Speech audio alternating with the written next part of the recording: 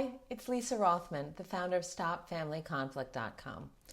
I want to talk about an issue that happens time and again, and it happened recently because I'm imagining either perhaps you know somebody who has faced this challenge, or perhaps you have faced it yourself, and so you could then provide what I've learned about this to other people. So the situation that arose was that I'm working with a woman, and she's given me permission to share this story, although I'll be completely changing all details so that you couldn't possibly know who this person is. All right, so I'm working with a woman. She has an ex-partner, lots of acrimony since they split up. It's been at least 6 years since they split up, lots of acrimony. And one way that the acrimony shows up is that they have an agreement about who pays for what as it relates to their two sons, and her ex is not honoring that agreement. In this case, it's related to extracurricular activities. And so this came around again with the extracurricular activities, and maybe this is sounding familiar because I can't truly, a lot of people I work with experience this. And it's frequently about the extracurricular activities, and it causes so much conflict and unhappiness. And so there's an alternate way to handle it that I'm going to share with you. But so she was sharing with me all of her frustration and how furious she was that, it was time to do extracurricular activities. She has limited income. She'd gotten the scholarship for these extracurricular activities, but she could not afford to pay for all of them. She had, reached out to her ex about this issue because, the agreement is that he'll pay for half. And he said he didn't know if he had the money. He just didn't know if he had it. And this, of course, I'm sure you can imagine how angry this is making her. He doesn't know if he has this money. Where are his priorities? He's not honoring his agreements. It's very easy to get angry, and it's very understandable to get angry. And from there, that anger, it's very common to then get into a fighting stance about it. I want to fight him. In some situations I work with people, they take their exes back to court to enforce the agreement. Okay, and I understand how. I understand the anger, and then I have a lot of compassion where it's like, what else am I going to do here? I don't trust this person. This person has broken our agreement. Let's go to court in order to deal with this. People can do whatever they want to do, and also whatever they have capacity to do. Sometimes maybe that is truly the only thing that they have the capacity to do is go to court. But unfortunately, there are costs, both actual costs, but also emotional. There's an emotional toll to going to court to sort these things out and start involving lawyers. And when we get into that fighting stance, the fighting typically begets more fighting. And this is not usually how the people I work with see as a way to contribute to their children's well-being, is to have them fighting with the other parent. So what then to do with the anger that comes up, and how on earth could someone possibly then connect with the person whose lack of contribution of money has inspired this, in some cases, absolute rage? So in the situation of the person that I'm supporting, instead of finding her fight through the anger, we used her anger as a pathway to find the field. And I reference this concept of the field a lot. What I mean by it is that the Sufi poet and mystic Rumi wrote, out beyond ideas of wrongdoing and right doing, there is a field. I will meet you there. So if we can understand what needs are not being met, which is giving rise to the anger, and we have a sense of being seen and understood for all of those needs in terms of what we are longing for. And so if we receive empathy around this anger we feel, we can then, if we can get to that field where we can release ideas of wrongdoing and right doing, we can then get curious about what's happening for the other person and find a different way forward that's not about fighting. And so here's how that played out with the person I was helping, and perhaps this is how it might play out with you. I gave her empathy. In a situation like this, a long-standing conflict, the sense of the children's well-being is at stake. The idea that she would be able on her own to get herself to the field is absolutely unrealistic. I think it would take the Buddha to do that. And who of us is the Buddha? So find someone, if you're feeling really angry, find someone to help you get to the field. Someone who's going to speak your truth with care to you about, is this what is going on for you? And so that's what I did. It might surprise you, it only took about 5 minutes. I reflected back to her, all the reasons that she was feeling so angry, how she wanted to have a sense of being held with care, how she wanted to have a sense that her children were being held with care, how she wanted financial sustainability, how she wanted ease, how she wanted to be able to trust that if an agreement was entered into, it would actually be honored.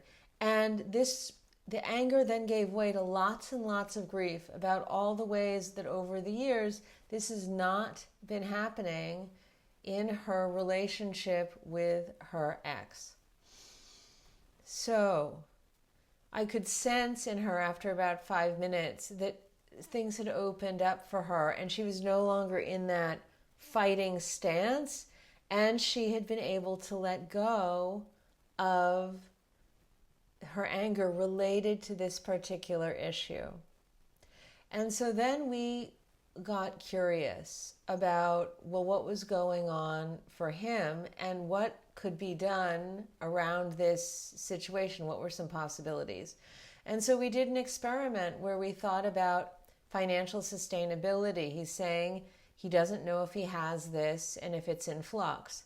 And when we started to look at that, she needed more empathy because she'd got in touch with how she didn't trust that he actually didn't have the resources, and that even if she believed that he didn't have the resources, she didn't trust the way that he made decisions about this. She didn't feel that he was making decisions in the best interests of the children, that he had priorities that were different than hers, and this was why his resources were in flux. She wanted him to be making different decisions about how resources were used. And so I gave her empathy about that. So we did that.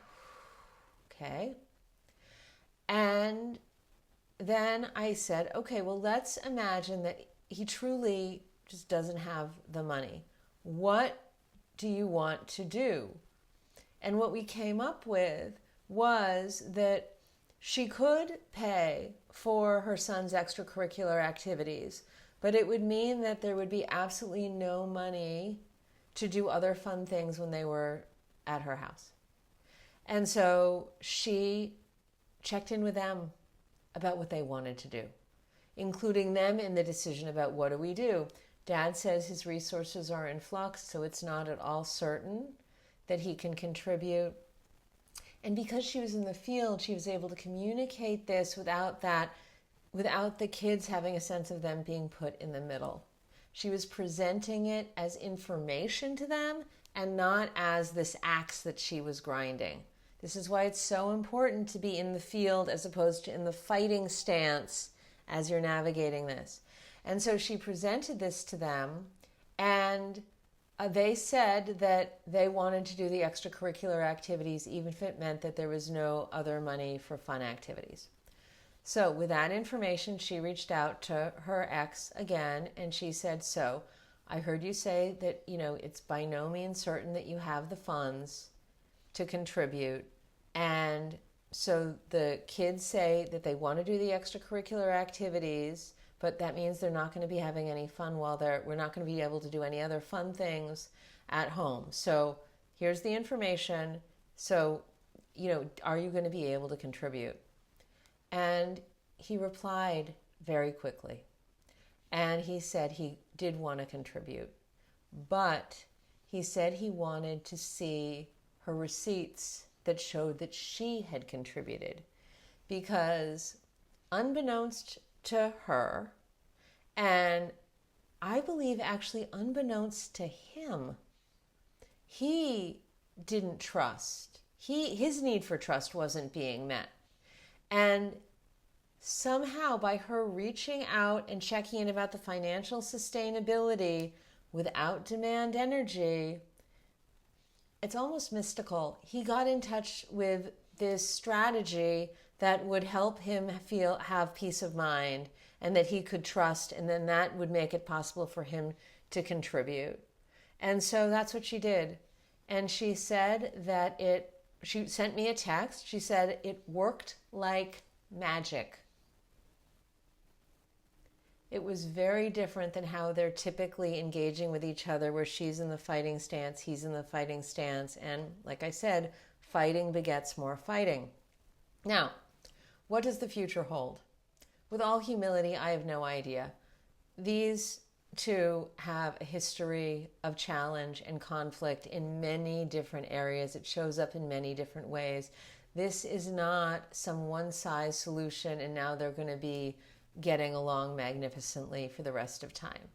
But I do believe that this win around collaboration counts for something. And I think it is a building block to something else. So, what does this mean for you if you're in this situation, for someone you might know who's in this situation, or really any time that you find yourself in a fighting stance?